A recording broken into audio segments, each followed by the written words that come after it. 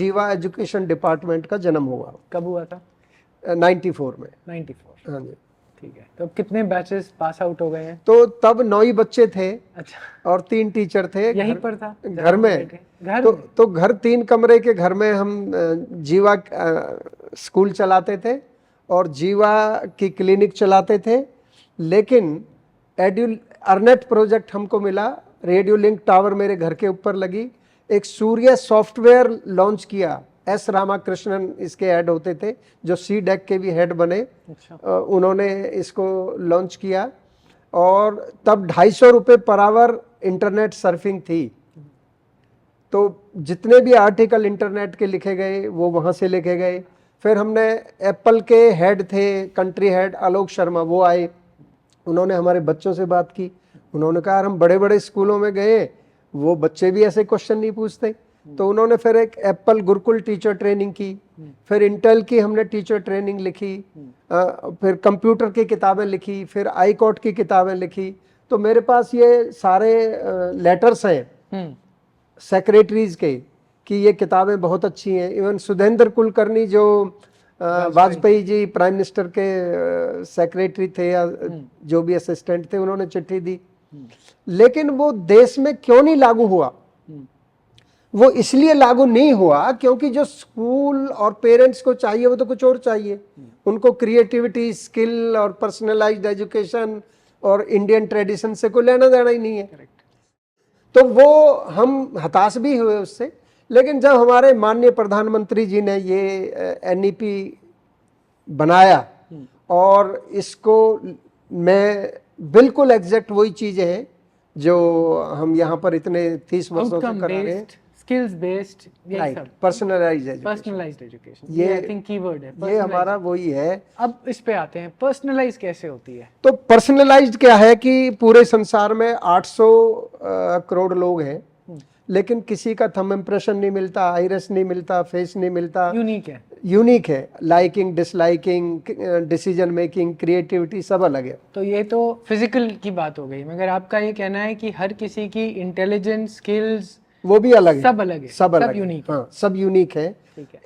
एक है इनर और एक है आउटर। ठीक है। अगर आप अपनी कार के आउटर के बारे में बहुत अच्छा जानते हैं और इनर के बारे में नहीं जानते हैं तो आप एक्सीडेंट करेंगे ही करेंगे जी, राइट। अगर आपको रेस और इंजन की आरपीएम अलाइनमेंट ठीक नहीं है, ठीक है, ब्रेक का अलाइनमेंट कहाँ लगेगी, कितने अंदर जाके लगेगी, राइट, या ये डीजल की है या पेट्रोल की है या गैस से चलेगी, अगर ये ज्ञान नहीं है इनर का तो वो आप उतनी एफिशिएंसी उससे नहीं लेंगे जितनी कि आप ले सकते हैं। ठीक है। यही ह्यूमन बीइंग का है कि उसकी एबिलिटी और टेंडेंसी। जैसे अर्जुन को जब बच्चा ही था तो द्रोणाचार्य ने डिक्लेयर कर दिया that he will be the best Archer of the world. ठीक है। कैसे डिक्लेयर किया? उसने लकड़ी की चिड़िया वृक्ष पर रखी और सारे डिसाइपल्स बुलाए कि भाई कौन इसकी आंख में तीर मारेगा। तो अर्जुन एक ऐसा शिष्य था जिसने कहा ना मुझे वृक्ष नजर आ रहा है, कुछ नहीं, सिर्फ केवल आंख नजर आ रही है। तो उसने कहा कि इसकी कंसंट्रेशन जो है हाई है और इसकी भुजाओं में तीर खींचने का बल है, तो he will be the best Archer. और प्रैक्टिस करता है, वो रात को भी प्रैक्टिस करता था। तो ये सारी बेस पर ही हमने ये एक सिस्टम बनाया कि सेल्फ अवेयर, कि अगर हम बच्चे को सेल्फ अवेयर बना दें कि उसको क्या खाना है, क्या खाना चाहिए, कैसे माँ बाप से बात करनी चाहिए, राइट, बस में कैसे चढ़ना चाहिए, क्लास में कैसे बैठना चाहिए, किताब को पढ़ना कैसे चाहिए, क्या चीज़ मेरे लिए ठीक है, क्या चीज़ मेरे लिए गलत है। तो ये अगर तो बाहरी चीजें हो गई, मगर सेल्फ अवेयरनेस तो अंदर की तो बात है। अंदर में फिर ये 4 टेस्ट हमने बनाए। एक तो वात पित्त कफ टेस्ट। अच्छा। हर आदमी का बॉडी कॉन्स्टिट्यूशन अलग होता है, राइट। हाँ जी। तो ये आयुर्वेद में लिखा हुआ है सब, ये हमारा क्रिएट नहीं है। हाँ जी, हाँ जी, ये तो लेकिन हमने उसमें टेक्नोलॉजी लगाई है। ठीक है।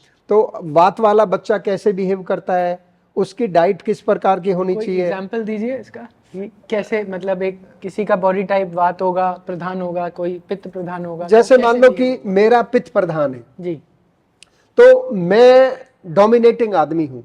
नंबर 2, मेरा विचार आया ये काम करना है तो मैं करके रहूंगा। दूसरा कहेगा ये नहीं हो सकता, नहीं हो सकता तो मुझे गुस्सा आएगा, राइट। लेकिन मैं 10 तरीके सोचूंगा कि मैं इसको पूरा करूंगा। ये मेरी नेचर है, राइट। अब अगर ये नेचर मेरी मालूम चल जाए, राइट, अब इस जैसे कि मेरी पिथ है और मैं डोमिनेटिंग हूँ, तो मुझे क्या चीज सिखानी चाहिए कि मैं थोड़ा कूल रहूं, पीस कैसे रहूं। करेक्ट। तो अगर मेरे अंदर ये गुण भी आ जाए, जैसे मोदी जी की इंटरपर्सनल इंटेलिजेंस हाई है, ठीक है, he is a best orator, communicator, बहुत ही बढ़िया, right, absolutely, his linguistic intelligence is very high. जी। तो वो भाषा में जो शब्द कौन सा कहाँ चयन करना चाहिए वो उसकी है, मतलब 1.5 घंटा बोलेंगे और बिना राइट। और उनकी पिच प्रकृति है, हाँ। आप ये देखिए कि चैन नहीं लेते वो, हाँ। 24 घंटे में से 18 घंटे काम करेंगे, फिर रात को सफर करेंगे, फिर अगले कंट्री में मीटिंग करेंगे। तो ये नरेंद्र मोदी जी जो हमारे आदरणीय प्रधानमंत्री हैं, लाइव एग्जाम्पल है। तो आप इस प्रकार किसी भी व्यक्ति के बिहेवियर का देख करके हम बता देते हैं, ठीक है, लेकिन फिर उसका एक सिस्टम है कि कैसे उसको पहचाना जाए। ठीक है, और फिर केवल पहचानना एक बार की बात नहीं है, क्या वो उसके बिहेवियर से रिकंसाइल करता है या नहीं करता है।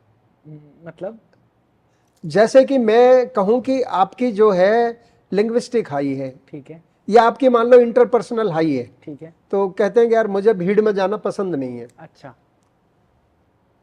तो आपकी इंटरपर्सनल हाई जो है वो गलत है, ठीक है, क्योंकि आप तो दोस्त बनाना पसंद करते हैं, करेक्ट, राइट। ठीक है, मेरे पास एक एमबीएन स्कूल में पेरेंट, उनका बच्चा 10वीं में पढ़ता था, जी, तो वो मेरे पास आए, तो उन्होंने कहा कि यार मैं तो बहुत कम पैसे बनाता हूँ और वो 80,000 रुपये फीस कोई दूसरी क्लासेस लगती हैं जो आईआईटी में एडमिशन हो जाए, और ये मेरा बच्चा बिल्कुल निकम्मा है। मैंने कहा कोई बच्चा निकम्मा तो है ही नहीं, इसके कोई 5 गुण बताओ। कहते हैं इसमें कोई गुण है ही नहीं। वो कहता है कि ऐसा हो ही नहीं सकता। मैंने कहा, तो कहता कि बच्चा मेरा है आपका है, मतलब इतना इरिटेट था पेरेंट। मैंने कहा अच्छा 2 मिनट आप ये भूल जाओ कि आपका बच्चा है, ठीक है, और ये मुझे इसके 5 गुण बताओ। देखो जी मेरे से भी लंबा 6 फुटा। मन की यार खुशी की बात है, इज वेरी हेल्दी। कहता जी 2 मिनट में दोस्त बना लेता है। अच्छा, कहता इंटरपर्सनल। मन की यार तुम इसको गलत गड्ढे में क्यों धकेल रहे हो, राइट। रेवाड़ी में एक डॉक्टर हैं और उनकी वाइफ भी डॉक्टर है। उनकी एक ही पुत्री थी लड़की, उसने 12वीं की और वो उसको डॉक्टर बनाना चाहते थे कि ये बड़ी होके हमारा छोटा हॉस्पिटल है, इसकी डॉक्टर से शादी कर देंगे। और लड़की को जिद थी कि मुझे डॉक्टर नहीं बनना। तो वो चंडीगढ़ किसी अपने दोस्त डॉक्टर के पास थे, शॉर्ट में बताता हूँ, उन्होंने कहा यहाँ चले जाओ। अच्छा, और 3 दिन रह रहे थे वो 12वीं के बाद जो एडमिशन का फॉर्म होता है। हमने उसका टेस्ट किया तो उसका एडमिनिस्ट्रेटिव आया, तो मैंने कहा कि आपके नीचे तो 100 डॉक्टर काम कर रहे होंगे। कहते हैं यस अंकल। तो वो फिजिशियन नहीं बनना चाहती, बट एडमिनिस्ट्रेशन में आना पर डॉक्टर्स को एडमिनिस्ट्रेशन करेगी, राइट। तो अगर आप क्रिकेटर बन रहे हो या आप डॉक्टर बन रहे हो, तो आप मार्केटिंग के डॉक्टर हो, आप बिजनेस के डॉक्टर हो, या आप ऑपरेशन करने वाले डॉक्टर हो। जैसे अगर आपकी हीलिंग नेचर है तो आपको वो जो फिजिशियन होना चाहिए जो ओपीडी करता है, राइट। लेकिन अगर एंटरप्रेन्योर वाले को वहां लगाओगे तो वो ज्यादा दवाई लिखेगा, गलत ऑपरेशन लिख देगा, टेस्ट वाले से अपना वो जुगाड़ कर लेगा, टेस्ट लैब से भैया मुझे इतना कमीशन देना। नेचर उसकी नेचर मर्चेंट वाली है, पैसा कमाने वाली, पैसे कमाने वाली है, उसका फॉल्ट नहीं है वो। तो ये हमने पूरा स्टडी किया कि बच्चा सेल्फ अवेयर कैसे हो। अब सेल्फ अवेयर में 2 चीजें हैं, एक उसकी स्ट्रेंथ और एक उसकी वीकनेस। ठीक है, तो जो वीकनेस है उसको इंप्रूव कैसे करें, तो उसके लिए फिर हमारा आया सेल्फ मास्टरी। ठीक है, ओके, तो इसमें आपके 3 टेस्ट हो गए, वात पित्त कफ टेस्ट हो गया, मल्टीपल इंटेलिजेंस टेस्ट बुद्धि टेस्ट हो गया, और स्वभाव टेस्ट हो गया। हमारे शास्त्रों के अनुसार 4 टेस्ट है, 3, एक 3 तो वात पित्त कफ टेस्ट हुआ, एक मल्टीपल इंटेलिजेंस और नेचर, मल्टीपल नेचर, स्वभाव, राइट। स्वभाव। तो जैसे बच्चे की एजुकेटिव नेचर है, एडमिनिस्ट्रेटिव नेचर है, एडवेंचरस नेचर है, हीलिंग नेचर है, प्रोटेक्टिव नेचर है। कितने क्राइटेरिया है आपके पास? 9 है। तो उसका कंप्यूटर से ग्राफ आ जाएगा। ठीक है, तो अब अगर हम इसकी इंटेलिजेंस जाते हैं, हाँ जी, स्लाइड लाना। जैसे कि ये है आपकी नेचर वाली स्लाइड है। अब जैसे इस बच्चे की प्रोटेक्टिंग नेचर हाई है, राइट। ये आपकी इंटेलिजेंस वाली है। ये यहाँ एमआई टेस्ट है। हाँ ये एमआई तो टेस्ट ये है। बच्चे का लॉजिकल बहुत हाई है। हाँ जी। तो कहाँ जाएगा ये बच्चा? तो ये जैसे Computer मैथमेटिक्स sciences में, कैलकुलेशन में, एस्ट्रोनॉमी में, एस्ट्रोलॉजी में, राइट, सॉफ्टवेयर डेवलपमेंट में, वो इसकी होंगी। ठीक। आर्टिफिशियल इंटेलिजेंस, बॉडीली का क्या मतलब हुआ? बॉडीली मतलब स्पोर्ट्स पर्सन, हाँ, उसमें भी दो हैं, फिजिक में। इनर या आउटर गेम, कौन से गेम में अच्छा होगा, राइट। ठीक है। हाँ, अब वो वात पित्त कफ टेस्ट पर जाइए, ये इसका बॉडी टाइप टेस्ट है। और फिर इसका डाइट चार्ट दिखाइए, डाइट चार्ट भी बताते हैं कि इसको कौन सा खाना खाना चाहिए और कौन सा अवॉइड करना चाहिए। बॉडी टाइप टेस्ट में जो है आपका जी, तो ये यहाँ है पर कि आपने weight आपका scale वात है। टेस्ट है, पित्त टेस्ट है, कफ टेस्ट है, ठीक है ठीक ना। है। तो फिर हम बच्चे को डाइट चार्ट भी देते हैं कि आपको अपने ये 60 पेज की पत्रिका है, इसमें है ये डाइट चार्ट भी बच्चे का लिखा हुआ है। हाँ। जैसे ये वात प्रकृति है तो इसको कौन सी सब्जी खानी चाहिए, कौन सी अवॉइड करनी चाहिए, कौन से फ्रूट खाने चाहिए, कौन से अवॉइड। ये पित्त वाले का है। अच्छा, हाँ जी। जैसे ये हर बच्चे को मिलती है हर बच्चे को और टीचर को भी और मिलती है। पेरेंट्स को भी पता रहता है कि ये है क्या, मतलब तो उनकी। जब पेरेंट टीचर मीटिंग होती है तो उसमें बच्चा अपना मंथली गोल लिखता है। जैसे उसका अप्रैल में एकेडमिक गोल क्या है, सोशल गोल क्या है, फैमिली गोल क्या है और पर्सनल गोल क्या है। तो ये रिव्यू मीटिंग का मतलब पेरेंट टीचर मीटिंग में टीचर भी सुनेगी और पेरेंट भी सुनेगा। बच्चा ये बताएगा कि जो मेरी हैंडराइटिंग गंदी थी, ये मेरा एकेडमिक गोल था, या मैं मैथ में कमजोर था, ये मेरा इतना इंप्रूव हुआ, इतना नहीं हुआ। जो पर्सनल गोल में आ जाएगा कि पर्सनल मुझे गोल अपने में मान खाने लो के कि हिसाब से। मुझे गुस्सा ज्यादा आता था, अच्छा, या मैं जंक फूड खाता था, या मेरी वात प्रकृति है तो मैं वात वाला खाना मम्मी बना के देती ये तो थी। कोई स्कूल नहीं करता, कोई मैं नहीं स्कूल नहीं जानता।